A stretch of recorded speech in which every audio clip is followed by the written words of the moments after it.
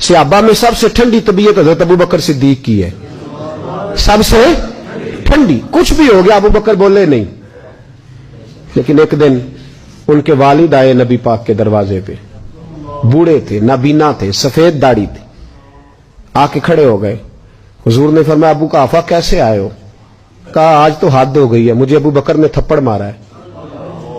सहाबा कहते हैं जितने लोग खड़े थे सब कहने लगे ये हो नहीं सकता, अबू बकर ये कर नहीं सकते, इसलिए कि उनको तो हजरत उमर तक जाना जरा मुश्किल है, लेकिन जनाबे सिद्दीक अकबर की तो बच्चे बच्चे उन तक पहुंच सकते हैं, तो ठंडे मिजाज के हलीम बुर्दबार आदमी हो नहीं सकता। लेकिन जब उन्होंने कहा तो नबी पाक खामोश हो गए। हुजूर ने फरमाया चलो अबू बकर को बुलाओ। बुलाया जनाबे सिद्दीक अकबर को, यूं हाथ बांध के खड़े हो गए। हुजूर ने फरमाया अबू बकर तूने बाप को मारा है? चुप। थोड़ी देर के बाद फिर फरमाया अबू बकर लोगों को यकीन नहीं आ रहा कि तुमने ऐसा किया है, लोगों को उम्मीद नहीं थी, बाप को मारा है? फिर चुप।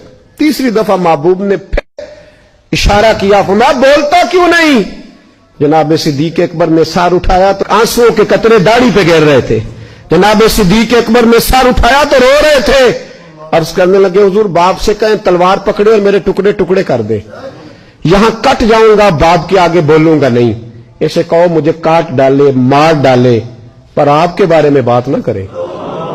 हुजूर आज इसने आपके बारे में बात की है, आपके बारे में। हलीमिया अपनी जगह पर मेरा इश्क बड़ा गैरतमंद है। हुजूर वो बुर्दबारी और जगह पे है, वो मेरी जात के लिए, आपके लिए नहीं है। या रसूल अल्लाह सल्लल्लाहु अलैहि वसल्लम आज इसने आपके बारे में बात की, शुक्र करे मेरे हाथ में तलवार नहीं थी, वरना आज बाप की गर्दन कटती और मैं लोगों को बताता हमारे नजदीक सिर्फ वो बंदा बचेगा जो नबी पाक का वफादार होगा, दूसरा कोई बच सकता है?